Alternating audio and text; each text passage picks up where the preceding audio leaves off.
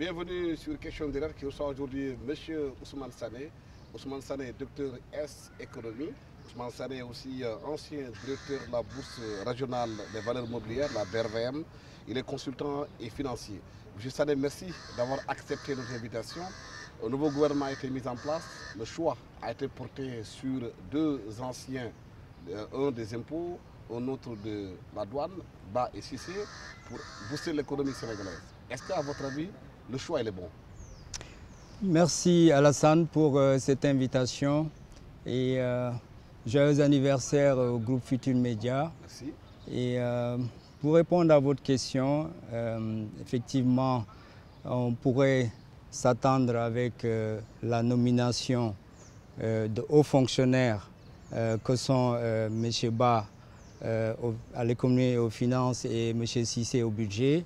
On pourrait penser qu'il y aurait une corrélation ou en tout cas une causalité entre leur arrivée à la tête des finances du Sénégal et de l'économie avec l'amélioration de la situation économique et financière du Sénégal.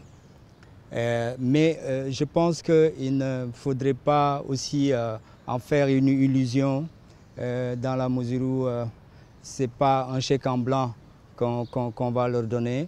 Ils sont crédités d'un parcours professionnel exceptionnel, remarquable en tout cas. Ils ont une maîtrise des questions de finances publiques. L'un est soldat de l'économie et l'autre est à proximité du secteur privé, donc des entreprises pour la collecte de l'impôt. Donc on pense que cela peut donner un bon résultat. Néanmoins, je pense que les défis sont importants parce que aujourd'hui, il ne s'agit pas pour l'économie sénégalaise de rester sur les sentiers battus, mais il s'agit pour l'économie sénégalaise et les responsables qui sont à sa tête d'être plus créatifs pour vraiment pouvoir impulser et créer un effet d'entraînement sur tous les indicateurs macroéconomiques. Parce que le débat s'était posé à un moment où les gens disaient que les banquiers ne sont pas forcément de bons économistes. Il y a eu la présidence de M. Amadou Kane au ministre des Finances, la présidence de M. Abdoul Mbaye en tant que Premier ministre. L'ex-Premier ministre Idriss Seck avait dit que les banquiers ne sont pas outillés souvent pour booster l'économie.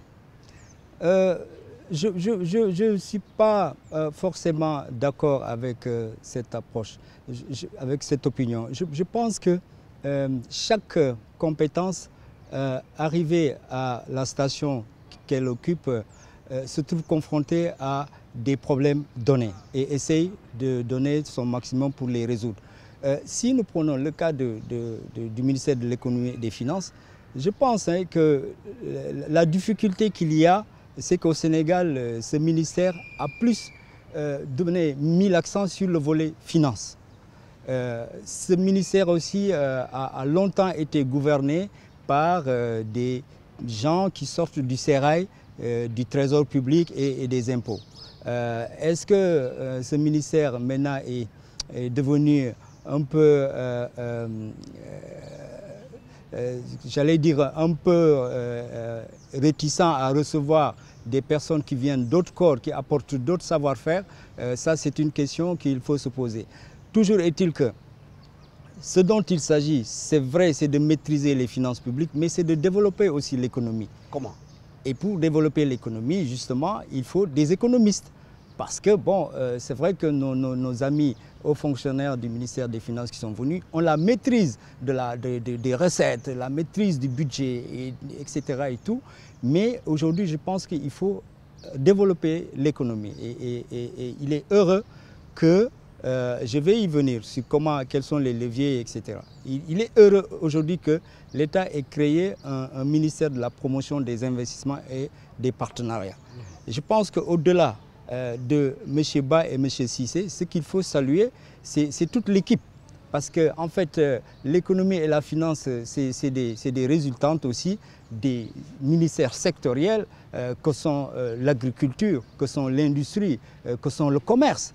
Donc il y a des industries il y a des ministères extrêmement importants et le casting qui a été fait aujourd'hui, pour moi, est un bon casting dans la mesure où, en tout cas, si on regardait la feuille de match, j'allais dire donc le classement qu'a fait Madame la Première ministre Aminata Touré, que je salue au passage et à qui je souhaite bonne chance, on voit qu'il y a une adéquation, en tout cas sur papier, entre le profil et le poste occupé.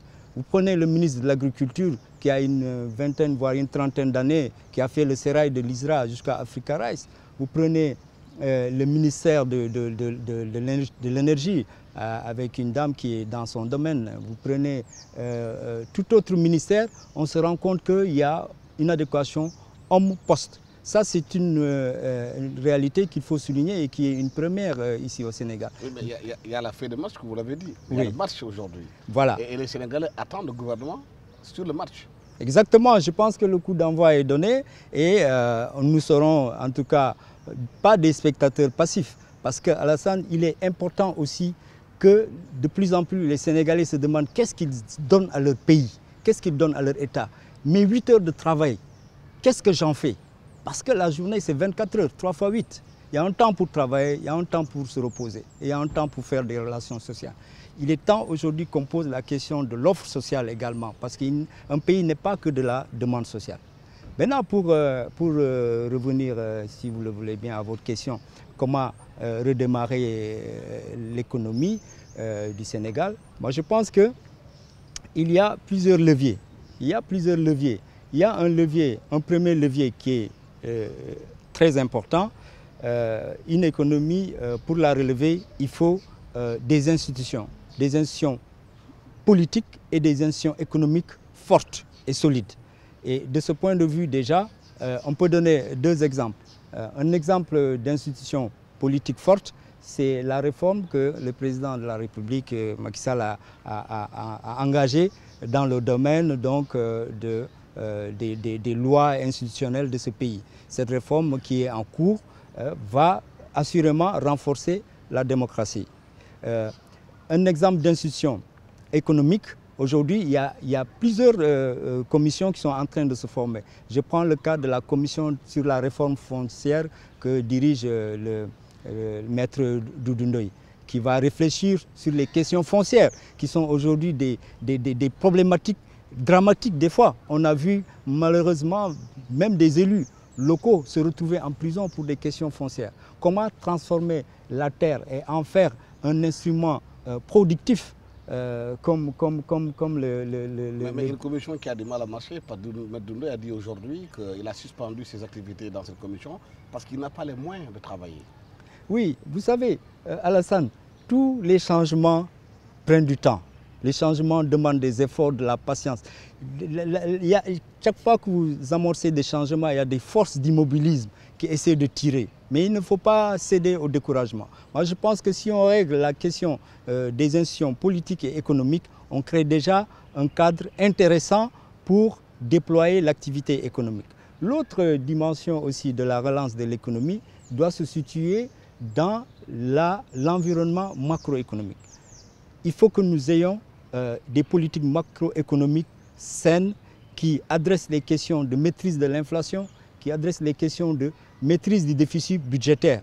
Vous savez que depuis le milieu des années 2000, quasiment de 2005 à 2011, il y a eu une hémorragie budgétaire extraordinaire à cause d'un État dépensier outrancièrement. Il faut redresser cela.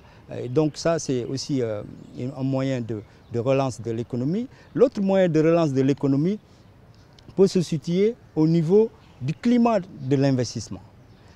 Est-ce qu'aujourd'hui, le Sénégal, après avoir fait une bonne alternance démocratique, au moment où les gens prévoyaient une catastrophe, un cataclysme, et que cela se passe en douceur, donc est-ce que ce Sénégal-là, qui vient d'avoir une note de stabilité avec Standard & Poor's, est-ce que ce Sénégal, qui a aujourd'hui un bon profil de risque pour les investisseurs, attire en réalité ces investisseurs? Est-ce qu'ils viennent? Et donc, il faut améliorer le climat des affaires pour être sûr que les investisseurs vont venir. Comment améliorer le climat des affaires? Améliorer le climat des affaires, c'est sécuriser l'investissement. Je vous donne un exemple. Aujourd'hui, si un investisseur veut venir parier sur le Sénégal en y mettant son argent, il faut qu'il soit sûr, par exemple, qu'il ne sera pas exproprié. Vous prenez le cas aujourd'hui de ce qui se passe avec l'affaire Dangote. Un investisseur qui veut venir installer ici une industrie de cimenterie, qui se trouve confronté à un problème foncier vis-à-vis donc d'une famille.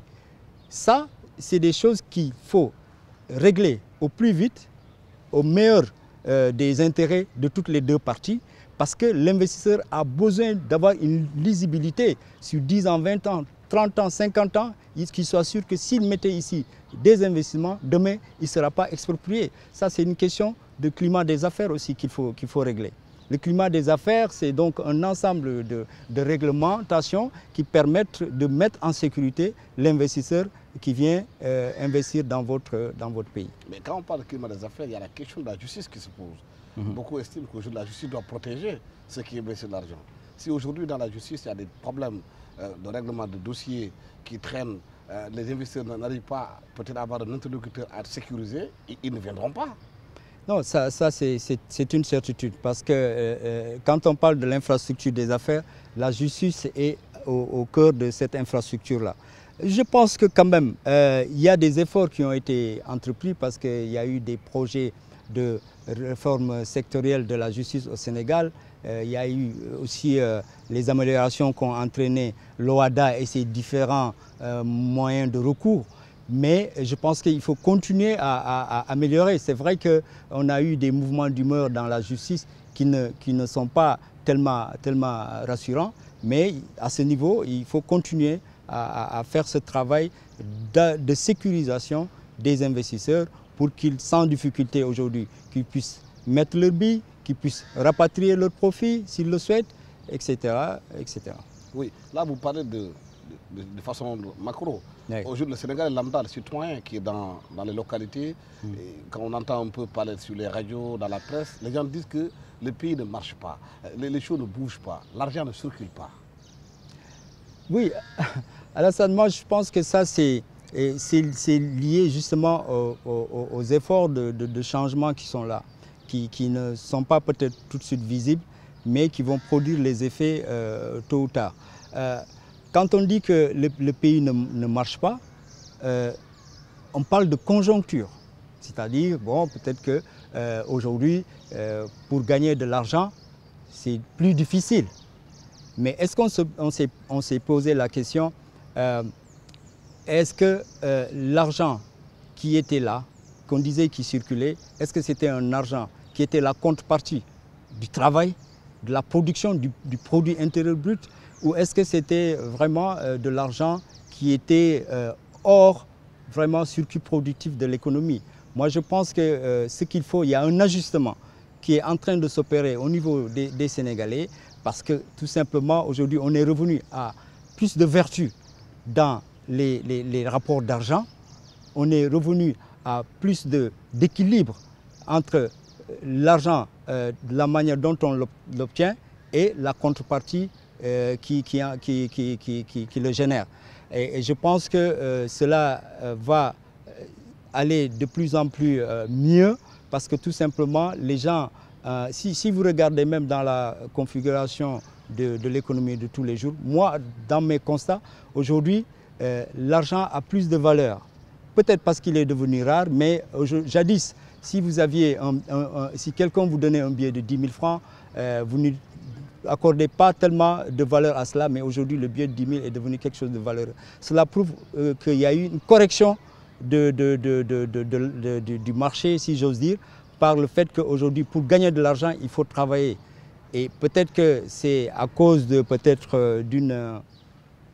présence de l'argent sale, entre guillemets, comme on le disait, on est en train de le prouver, qui faisait qu'une bande d'opérateurs ou de personnes arrivaient à avoir de l'argent sans effort, dans la facilité, l'argent de la corruption aussi aidant, et ça circulait facilement parce qu'un bien acquis facilement est dépensé aussi facilement. Je pense qu'il faut de la sérénité, il faut que les Sénégalais sachent que le meilleur moyen de gagner des revenus, c'est le travail. C'est le travail et c'est le travail. Il faut revenir à ces valeurs. Maintenant, cela va prendre du temps. Quand on éradique un mal, il faut se relever et cela se fera au fur et à mesure. Moi, à mon avis, je pense que c'est peut-être plus un slogan, mais ceux qui se consacrent à leur travail sans tricher en voient les fruits. Parce que nous avons tous vécu cela en 2012 par exemple. Ceux qui travaillent savent que c'était difficile d'avoir de l'argent. Oui, mais vous demandez aux entreprises, vous demandez aux experts, aux consultants, etc. Il n'y avait pas d'activité. Mais depuis fin 2012-2013, les ventes sont là, les gens qui travaillent, qui veulent travailler, sont débordés de travail. Oui, mais dans la tête du Sénégalais lambda, des gagne-peu, l'essentiel pour eux, c'est d'avoir de l'argent. Oui. Ils ne se préoccupent pas d'où il vient. Oui. Non, je pense que justement, c'est une erreur de laisser le public, le Sénégalais lambda, avoir cette appréciation. Comme je vous le disais, aujourd'hui, les grands pays qui se sont développés, c'est parce qu'ils ont accordé beaucoup de valeur à l'argent. Vous allez aux États-Unis, un cent de dollar est un dollar qui a toutes les considérations. Et aujourd'hui, il faut dire aux Sénégalais lambda que seul le travail va lui permettre d'avoir son indépendance financière. Maintenant, l'État, parce que aussi, nous ne sommes pas dans un État-providence qui sera là à être distributeur. Non, il faut aussi que les gens travaillent et l'État va corriger les inégalités sociales. Comme il a commencé à le faire, on y reviendra avec les bourses familiales, etc. L'État a pour rôle, en tout cas, de s'occuper du Sénégalais lambda qui ne s'en sort pas. Et ça, je pense qu'il y a beaucoup d'exemples pour le prouver. Mais généralement, de manière générale, il faut que les gens se remettent au travail. C'est ça la vérité. Mais justement, le travail aussi, c'est l'emploi. On voit les jeunes qui sont là, qui chôment, qui attendent. Peut-être que l'État fasse son rôle. Peut-être pas de créateur d'emplois, mais de booster le secteur public sénégalais pour qu'il puisse créer des emplois.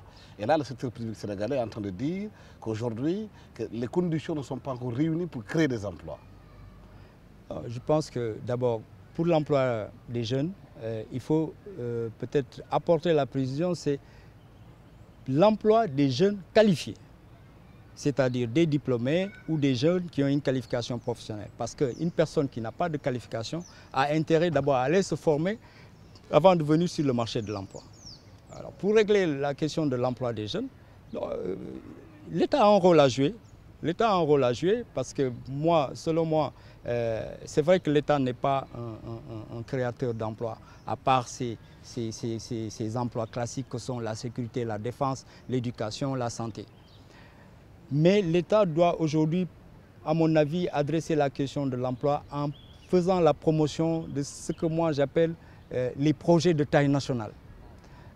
Vous savez, il ne faut pas enterrer l'emploi salarié.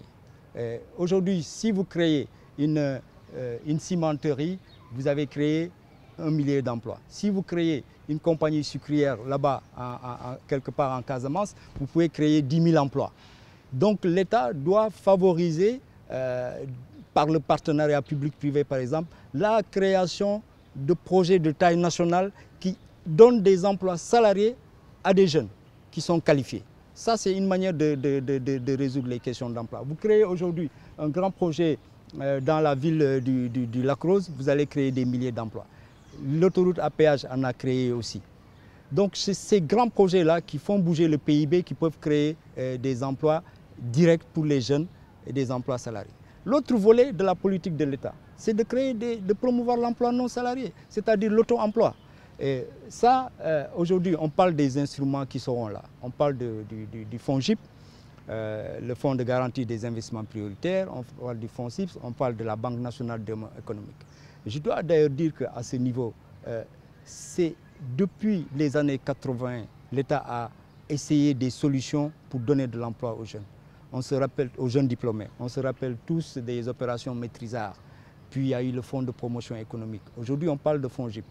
Je suis bien d'accord qu'il faut promouvoir l'auto-emploi parce qu'aujourd'hui, le financement de la création d'entreprises par les jeunes diplômés qui ont des qualifications ou des jeunes qui ont fait des formations techniques et professionnelles dans les centres de formation technique, ça pose des problèmes de financement. Une fois qu'on met ces mécanismes de financement, il faut faire attention. Il faut qu'on prenne les enseignements du FNPJ, du fonds de promotion économique et de l'opération maîtrisable pour ne pas faire l'erreur de penser qu'en associant simplement du capital à des jeunes, ils vont pouvoir faire leur route. Non, non, non. Je pense qu'il faudrait aujourd'hui mettre des balises pour que tout jeune qui est qualifié et qui doit avoir un financement de ces institutions puisse avoir de la formation, puisse avoir des personnes compétentes et dans une sorte de comité de supervision ou de surveillance, conseil de surveillance, pour le guider et le suivre pas à pas.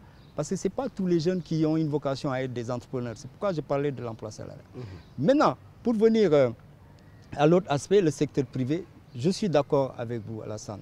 Le secteur privé est le plus grand pourvoyeur d'emplois. C'est d'ailleurs le moteur de la croissance économique. Ce secteur privé, il faut l'aider, il faut l'appuyer. Il faut l'appuyer dans quel sens? Quand on voit la sortie d'un des patrons sénégalais qui disait qu'il y a 376 entreprises qui ont fermé.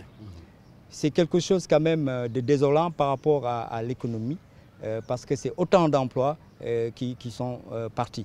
Mais avec la perspective, par exemple, de créer un fonds de restructuration des entreprises en difficulté, je pense qu'on pourrait y arriver. Et ça, c'est le rôle de l'État d'impulser ce fonds, mais également le système bancaire, Alassane, le système bancaire. Qu'est-ce que fait notre système financier pour financer le développement? Ça, c'est la grosse question. Moi, je pense qu'il y a beaucoup de contraintes aujourd'hui au niveau de ce système financier. Je vous donne un exemple. En 2011, pour le Sénégal, le financement des entreprises et des particuliers était de 180 milliards. 180 milliards, alors que quand vous regardez dans le même temps les dépôts à vue et à terme auprès des institutions financières, on est à près de 1600 milliards qui sont là déposés à vue et à terme dans les banques. Donc il y a à peu près 11% que ces banques ont prêté aux particuliers et aux entreprises. Je pense que ça... Quelle réforme il faut faire dans le système bancaire sénégalais? Si on regarde un peu aujourd'hui, la plupart des banques qui sont installées au Sénégal ne sont pas des banques nationales. C'est des filiales étrangères, peut-être qui gagnent des devises, qui les rapatrient. Oui, moi je pense aussi que là, la question d'un champion national est incontournable.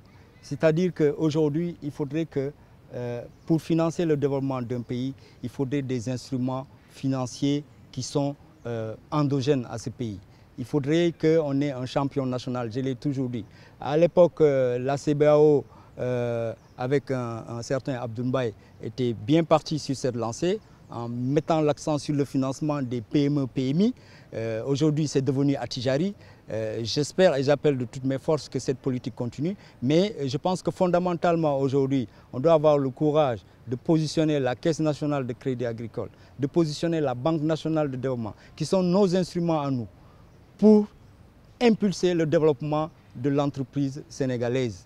Cela est important parce que simplement, aujourd'hui, on ne peut pas extravertir les mécanismes de financement de notre économie ou compter sur les instruments dont nous n'avons pas les centres décisionnels.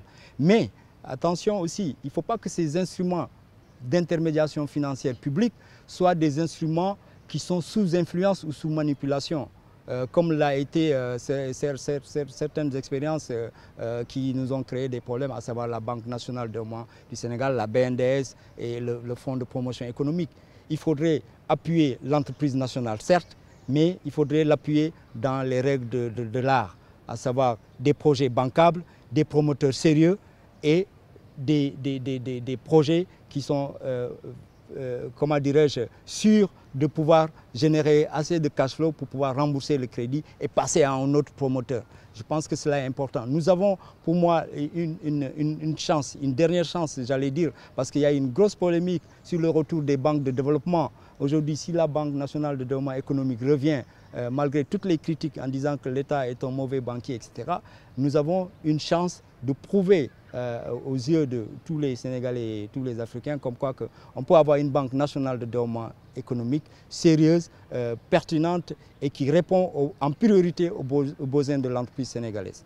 Mais pourtant, d'autres expériences ont été amorcées dans ce pays. C'est les crédits mutuels qui ont été mis en place. Mais beaucoup de Sénégalais ont constaté que des fois, le taux d'intérêt de ces crédits mutuels était des fois supérieur même aux banques classiques.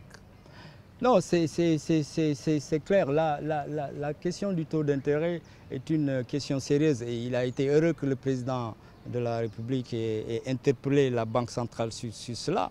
Parce qu'aujourd'hui, quand vous regardez les taux d'intérêt, prenons d'abord le système bancaire classique. Les taux d'intérêt des crédits aux entreprises et aux particuliers varient entre 11 et 15%. Or, quand vous regardez le coût de la ressource, aujourd'hui, le coût moyen de la ressource est de 3,5%. Alors, comment se fait-il que entre 3,5%, qui est le coût de rémunération, par exemple, du dépôt à terme, parce que les adjudications que les banques obtiennent au niveau du marché interbancaire sont à un taux inférieur à 3%. Donc des banques qui lèvent des ressources, des fois à un coût nul pour les ressources à vue, ou à un coût qui ne dépasse guère les 4%, les reprêtent à 11%, à 15%, soit des écarts de près de 10 points. Je pense que là aussi, il faut qu'on s'asseye avec les banquiers pour expliquer pourquoi il y a un tel écart, pourquoi la marge d'intermédiation financière doit être aussi élevée. À mon avis, ce coût du crédit n'est pas pertinent pour financer les investissements des entreprises, pour financer des projets qui demandent quand même d'attendre 2, 3, 4 ans avant d'être rentables. Quand nous prenons le cas de la microfinance où les taux vont au-delà de 15% jusqu'à 17-18%, là également, c'est discutable au niveau de la microfinance parce qu'au niveau de la microfinance est une autre réalité. Dans la microfinance, on essaye de résoudre une question fondamentale, c'est l'accès au crédit, quel que soit son coût par ailleurs. Parce que simplement, c'est une cible qui est marginalisée par rapport donc au système bancaire classique. Et aussi, dans les institutions de microfinance, ce que les gens ne disent pas souvent, c'est que si vous avez un dossier de 100 000 francs ou un dossier de 1 million, vous faites le même effort de travail, le même temps de travail. Et aussi, les montants sont tellement dérisoires que des taux d'intérêt de X% ne représentent pas un enjeu majeur. Mais cependant, ce qu'on peut reprocher à la microfinance, moi, dans mon opinion personnelle, j'ai toujours dit que la vocation de la microfinance, c'est de lutter contre la pauvreté. Quand une institution financière, une institution de microfinance veut sortir de là pour prendre des allures de banque, elle s'auto-exclut de sa cible. Parce que le rôle de la microfinance, c'est d'accompagner les toutes petites entreprises jusqu'à ce qu'elles deviennent solides et qu'elles puissent s'affranchir de la microfinance pour aller dans le système bancaire, où elles constitueront des entreprises solides. Et quand elles seront aussi suffisamment crédibles auprès du système bancaire, elles peuvent tâter le marché financier. Voilà la logique financière qui doit régner dans ce pays. Le système financier est une classe de services. Et c'est comme quand vous rentrez dans une boutique pour acheter vos chaussures, vous devez prendre les chaussures de votre pointure ou le costume de votre pointure. Maintenant, quand vous vous améliorez, vous pouvez aller dans le haut de gamme. Mais le problème, c'est que le diagnostic a été fait, comme vous l'avez dit, par rapport aux banques, par rapport aux microfinances. On le sait. Mais est-ce que l'État a les moyens aujourd'hui de réformer le service des banques classiques et de la microfinance pour qu'elles s'adaptent au développement du pays? C'est le rôle de l'État via la Banque centrale et les ministères de l'économie et des finances. C'est pourquoi je vous disais qu'en fait, le ministère de l'économie et des finances n'a pas que des tâches de finances à faire, c'est tout ce qui est lié au développement de l'économie. Aujourd'hui, il y a une politique économique qui se décline aussi en une politique monétaire. Il faut que les États disent à leur banque centrale, nous voulons développer telle et telle chose. C'est vrai qu'aujourd'hui, on est sorti de la vieille époque où il y avait les politiques sectorielles du crédit, il y avait l'encadrement du crédit, etc. Nous sommes dans des mécanismes de marché. Mais même dans un contexte de marché, la régulation existe. L'État doit être un État régulateur, l'État doit être un État qui impulse, qui oriente, etc.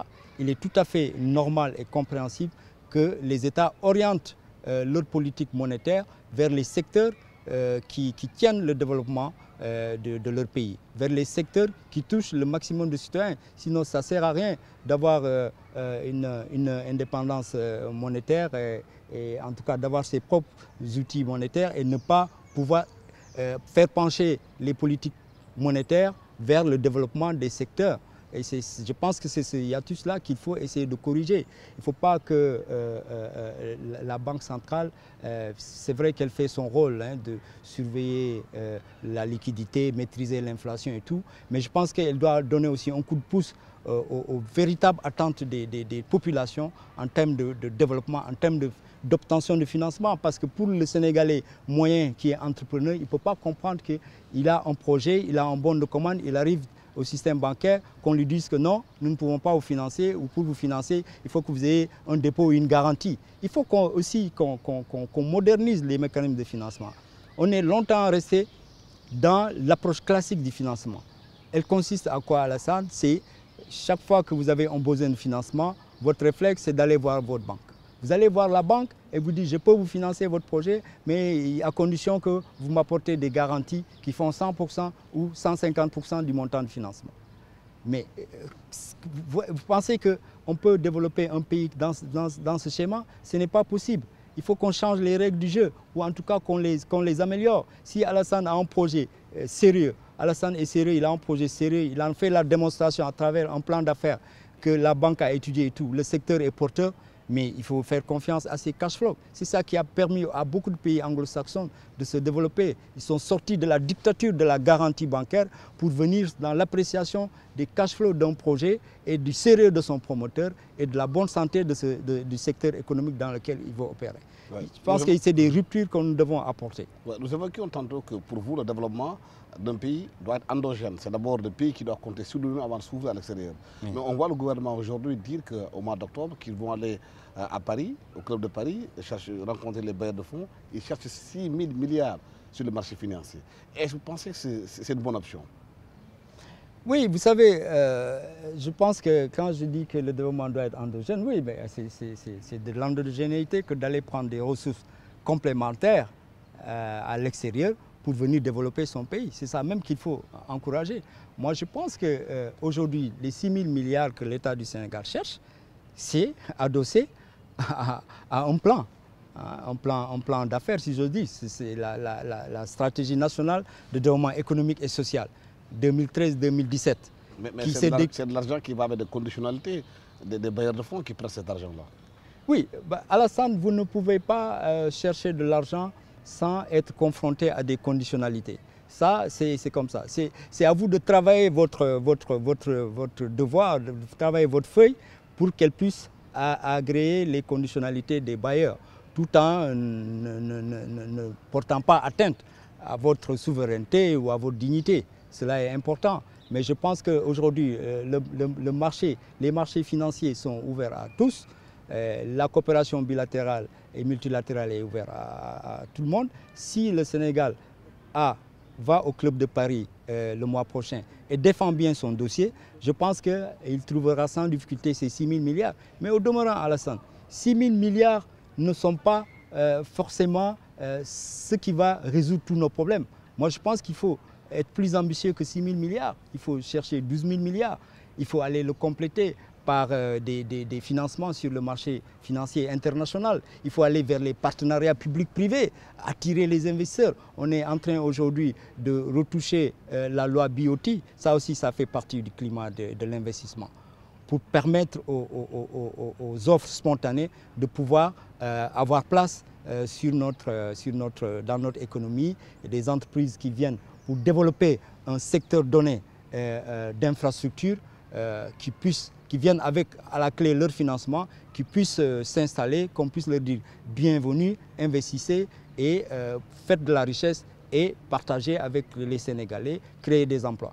Donc cela est important. Moi je pense qu'il faut aller au-delà des 6 000 milliards. Alassane, je pense que le monde a aujourd'hui des capitaux qui circulent. Nous avons eu des investisseurs qui sont venus du Qatar, de la Chine, etc. Mais pourquoi voulons-nous nous limiter à simplement les canaux classiques de financement de l'économie? Pourquoi? Aujourd'hui, vous injectez 1 000 milliards dans la région de Dakar, vous en faites un Dubaï. et vous en récoltez les fruits. Mais justement, c'est la question que le Sénégal se pose aujourd'hui. Pourquoi le gouvernement ne s'oriente pas aussi vers ces fonds, les fonds chinois, les fonds du Qatar, qui permettent à développer des secteurs? On parle aujourd'hui au Sénégal d'agriculture. Il y a la vallée du fleuve Sénégal, avec ses 240 000 hectares. Il y a la Casamance, qui est le grenier du Sénégal. Absolument. Pourquoi on n'investit pas dans ce secteur? Absolument. Où est le problème? Absolument. Mais Alassane, il y a aussi des choses qu'il faut revoir au niveau des populations. Moi, je pense qu'on est en train de rater quelque chose si on ne va pas au bout de l'acte 3. Parce qu'il faut aujourd'hui un autre acteur. Il y a l'État, il y a le secteur privé, mais il faut que les collectivités locales viennent être le troisième acteur. Parce que l'État central ne peut pas tout faire. On ne peut pas créer des collectivités locales. On transfère des compétences sans transférer des moyens.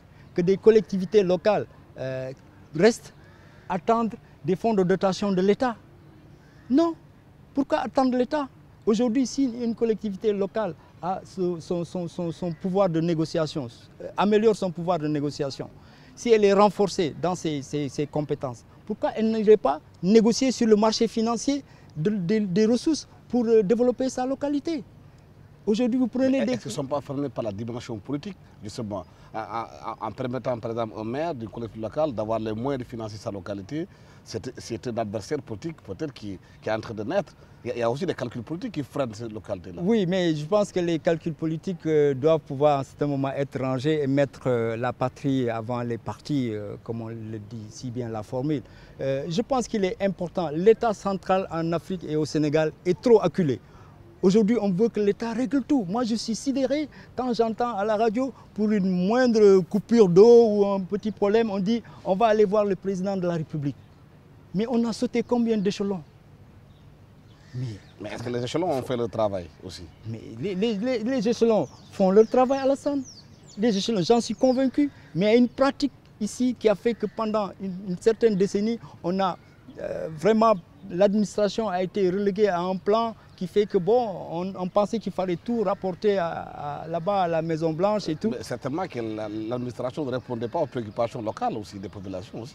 Non, mais Alassane, je vous disais tantôt que si vous regardez aujourd'hui les textes de la décentralisation, il y a beaucoup de compétences qui ont été transférées aux collectivités locales sans les moyens. Moi, c'est ce que je dis, il faut changer de paradigme. Parce qu'aujourd'hui, l'État central ne peut pas tout faire. C'est quand je vous dis 1000 milliards peuvent transformer Dakar en Dubaï. Peut-être que si vous prenez 200 milliards, vous pouvez transformer la vallée du fleuve, Podor, la vallée de Ndioum, de Nyanga et tout ça, vous pouvez les transformer en vastes rizières qui pourraient nous générer l'autosuffisance en riz. Donc je pense qu'aujourd'hui, il faudrait qu'on essaye d'aller en tout cas courageusement vers une plus grande responsabilisation des collectivités locales pour en faire le troisième acteur après l'État et avant le secteur privé pour impulser le développement. Parce qu'aujourd'hui, vous prenez des localités comme Kédougou qui sont assis sur une mine d'or qui doit pouvoir être aujourd'hui par conséquent avec les ressources locales pouvoir développer leur territoire. Je pense que c'est en cela que l'acte 3 aurait été, en tout cas, je suis persuadé peut-être qu'on va poursuivre la réflexion, une opportunité pour donner plus de pouvoir. Aux États-Unis, vous allez, c'est les municipalités qui émettent chaque fois des emprunts obligataires pour financer les infrastructures. Cela me paraît important et normal. Pourquoi pas ici? Le marché international du capital, il est là. Il faut faire de bons dossiers. Il faut aller chercher les partenaires financiers, les partenaires techniques pour venir investir. C'est ce qu'il faut. Il faut changer de paradigme aujourd'hui. Oui, mais la pauvreté au Sénégal est assez importante.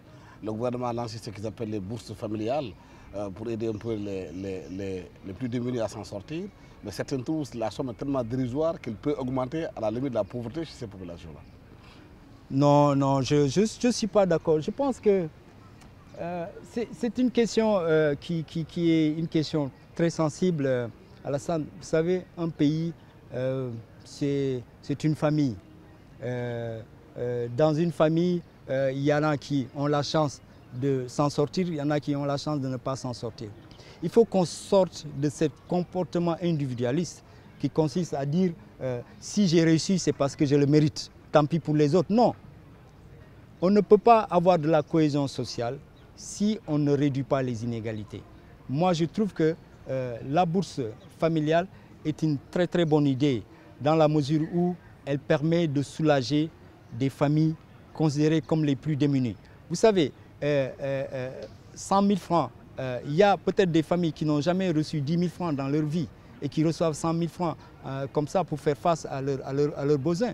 Et en plus, je pense que plutôt qu'il faut qu'on travaille plutôt dans le sens de, dans 2 ans, 3 ans, que ces 100 000 francs passent à 200 000 et que le nombre de familles soit multiplié par X. Parce que je pense qu'aujourd'hui, si nous disons que 4 Sénégalais peuvent aider un Sénégalais, donc c'est-à-dire que le 5e des Sénégalais peut profiter, peut bénéficier d'une bourse familiale, on est en train de créer les conditions d'une cohésion sociale, les conditions d'une sécurité. Parce que si vous avez de la pauvreté et de l'extrême pauvreté, vous créez les conditions d'insécurité qui font que personne ne peut se sentir en quiétude pour pouvoir vaquer à ses occupations. Et cela me paraît important. Et quand vous prenez par exemple l'indice de mesure des écarts d'inégalité, l'indice de Gini, le Sénégal est situé à 40. Cela prouve que les inégalités sont encore importantes parce que plus on s'approche de 100, plus il y a de l'inégalité. Donc je pense qu'il faut aller au-delà de ces bourses. Il faut aller vers des prestations universelles comme la couverture médicale universelle. Et cela est important à la santé. Vous savez, on ne le souligne pas assez. Moi, je trouve que si vous avez la chance de lire le programme du chef de l'État, du président de la République Macky Sall, le candidat Macky Sall, qui a eu l'opportunité de faire le tour du Sénégal. Parce que le Sénégal, il ne faut pas le voir simplement sous le prisme déformant de Dakar. D'accord? Assis dans les salons en cuir et tout, ou au bord de la plage, non. Celui qui a eu la chance de faire le tour du Sénégal et qui vient faire son programme économique, et les Sénégalais l'ont élu sur cette base à travers donc son programme le Yoon Yokkouté, et qui dit qu'il va adresser la question des couches vulnérables et qui met cette bourse. Mais je pense que c'est une vision qu'il faut saluer. Il faut au contraire essayer de voir comment donner un effet amplificateur à cette bourse sociale pour que d'ici 5 ans, qu'elle puisse passer à 200 000 puis 250 000 et, comme je dis, toucher un 5e des Sénégalais pour pouvoir donc soulager et créer plus de cohésion sociale. Cela me paraît très important. Mais il a été élu, ça fait bientôt 2 ans. Les Sénégalais attendent justement que ce programme dont on parle là, qu'il soit déroulé, qu'ils sentent les effets. Oui, je vous l'ai dit tantôt, Alassane, tous les changements prennent du temps. Tous les changements prennent du temps et demandent des efforts. Pourtant, il est en train de poser les bases de ce programme. Il a engagé des réformes. Il est en train de développer son programme social. Il est en train de préparer des projets pour des infrastructures. Il est aussi en train de mettre en place des mécanismes de financement et de redressement du secteur privé et de création d'emplois pour les jeunes, le FONGIP, le FONSIP. Je pense que 18 mois, ce n'est pas encore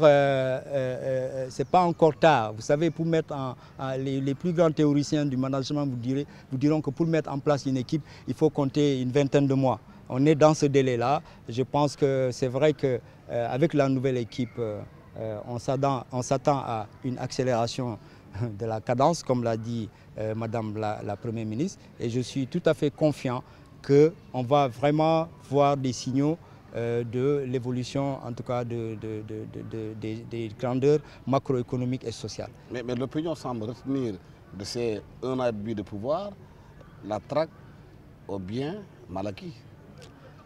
Mais même si l'opinion le retient, vous savez,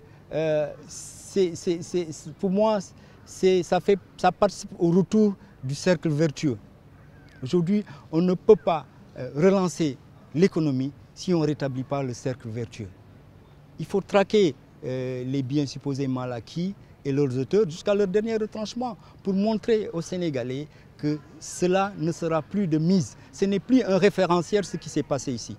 Vous allez travailler et gagner au mérite. Ceux qui sont en situation difficile, l'État va les aider à accéder à la santé et à une éducation. Ceux qui sont dans l'extrême pauvreté, l'État va les assister par les bourses familiales. Et en ce moment, on pourra vraiment avoir un pays où chacun joue son rôle. Mais on ne peut pas accepter que des gens soient dans des stations de décision ou dans des postes de responsabilité et qu'ils détournent l'argent du contribuable. Ce n'est pas possible. Il faut qu'on revienne à des normes de gouvernance qui me paraissent être équitables, transparentes pour l'intérêt de tous. Mais l'opinion ne peut pas simplement retenir que la traque des biens acquis, c'est ça le bilan à mi-parcours. Non, on a eu des signaux qui ont été donnés dans la réduction des prix des denrées, même si les forces du marché sont là. Et ça aussi, il faut le savoir. Nous ne sommes pas un pays isolé. On a un contexte international qui joue. Mais il y a eu beaucoup de signaux qui ont été posés. Et mais dans la traque des biens dits mal acquis, certains dénoncent la procédure, la façon dont elle est en train de se faire. Pour eux, la défense de ceux-là qui sont traqués n'est pas respectée. Moi, je pense que c'est une question peut-être qu'il faut regarder sous l'angle de la justice. Nous sommes dans un pays de droit. Probablement les intérêts, en tout cas, et du Sénégal et de ces personnes, doivent être respectés par contre. Ça, je suis tout à fait d'accord, mais je fais confiance à la justice de mon pays et que les intérêts des uns et des autres seront préservés. Et ça, je pense que c'est quelque chose de souhaitable, afin que le Sénégal, et moi je suis sûr que si le Sénégal réussit à sortir avec succès de cette traque des biens acquis, je suis sûr que ça fera école dans les autres pays africains. Parce que Dieu sait que dans beaucoup de pays africains ne sont pas des modèles. On pense que l'occupation de stations de décision est une occasion de sortir de la pauvreté. Et ça, je pense que c'est quelque chose qu'il faut condamner, quel que en soit le prix, si ça prendra du temps également. Mais il faut que ça serve d'exemple pour les pays africains en général. Vous avez été directeur national de la BRVM, la Bourse régionale des valeurs immobilières. Pourquoi les sociétés sénégalaises n'arrivent pas à être cotées à la Bourse des valeurs? Mais je dirais parce que, pour 2 ou 3 raisons. D'abord, je pense que c'est parce qu'elles ne comprennent pas bien l'instrument. Parce qu'une bourse, c'est un mécanisme de financement.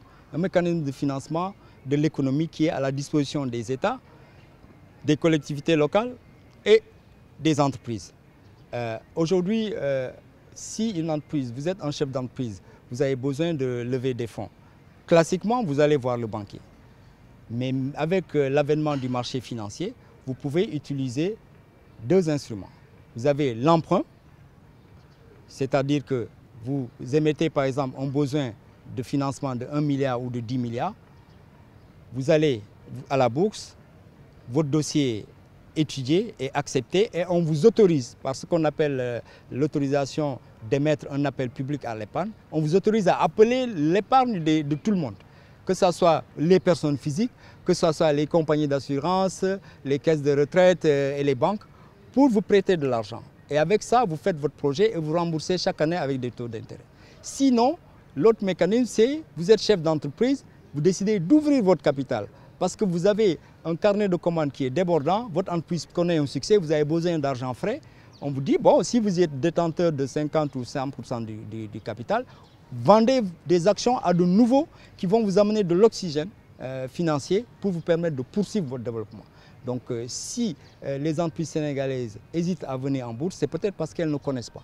Mais aussi c'est parce que la bourse est intransigeante en matière de transparence, parce que vous prenez l'épargne de Alassane Samba Diop ou de Ousmane Sané pour poursuivre des objectifs dans votre entreprise. Cette épargne-là, vous devez, si c'est d'un emprunt, vous devez la rembourser. Si c'est du capital aussi, vous devez pouvoir distribuer des dividendes. Donc ça vous demande une gestion rigoureuse, une communication financière et de la transparence. Donc ça aussi, c'est peut-être une des contraintes qui pèsent dans l'arrivée des entreprises en bourse. Mais est-ce que la Bourse nationale des valeurs peut aussi appuyer un peu les TPE, les très petites entreprises? Parce qu'au Sénégal, beaucoup estiment qu'on parle de PME, mais il y a des TPE qui sont là, des entreprises familiales qui veulent s'en sortir, qui n'ont pas les moyens de booster leur entreprise. Non, je pense que la bourse n'est pas destinée à ce segment-là, à cette cible-là. Pour cette cible, je pense qu'il faut d'autres mécanismes parce qu'en général, les montants ne sont pas élevés et donc c'est trop lourd pour elle de venir en bourse. À moins qu'elle se regroupe et qu'elle émette un grand emprunt, qu'elle se redistribue, mais ça c'est de la structuration financière. Je pense qu'il faut d'autres mécanismes pour les toutes petites entreprises, à savoir soit ouvrir des guichets de financement à travers des instruments publics comme le FONSIP ou bien la BNDE, des guichets pour ces toutes petites entreprises, ou bien demander aux banques d'essayer de traiter de ce type de risque de cette entreprise de petite dimension et à petite échelle. Il faut des outils plus personnalisés que les mécanismes de marché financier. Vous êtes docteur en économie et financier. Est-ce que le tableau que vous voyez aujourd'hui par rapport à l'économie sénégalaise, est-ce que vous êtes optimiste? Je suis optimiste. Je suis optimiste à deux conditions. Que les citoyens sénégalais s'engagent résolument à travailler, c'est-à-dire à donner le maximum d'eux-mêmes pour aider l'État à impulser sa vision de développement. Vous savez, Alassane, c'est vrai qu'aujourd'hui, la conjoncture internationale n'est pas facile. Vous allez dans les pays occidentaux, en Espagne, nos parents émigrés le savent, en France et un peu partout, c'est des politiques d'austérité qui sont là. Même ces pays sont en proie à des difficultés. C'est normal que certains pays africains comme le nôtre aussi soient dans ces mêmes conjonctures difficiles.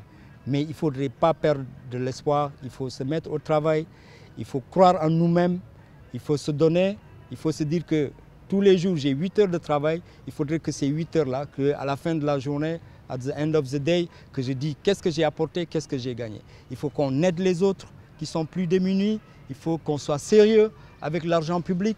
L'État va injecter des fonds bientôt avec le FONSIP. Il faut que les gens aient la conscience que c'est de l'argent du public, ce n'est pas de l'argent politique, ce n'est pas de l'argent gabégique. Il faut travailler pour le rembourser et donner la chance au suivant. Je pense que cela est important, Alassane. Il nous faut plus de valeur dans nos comportements pour aider l'État à nous sortir d'une situation qui est conjoncturellement assez tendue. Ousmane Sané, merci d'avoir été avec nous sur le plateau de la TFM. Je rappelle que Ousmane Sané est docteur S-économie. Ousmane Sané a été ancien directeur national de la BRVM, la Bourse régionale des valeurs mobilières, et qu'il est aussi consultant et financier. Que nous parlions de la situation économique du pays, M. Ousmane Sané dit qu'il est optimiste pour que le pays puisse s'en sortir, mais il appelle le Sénégal au travail. Merci d'avoir été avec nous pour la réalisation de cette émission. Merci à toute l'équipe technique qui m'a accompagné pour que cette émission puisse aujourd'hui être regardée chez vous. Merci. Bonsoir chez vous.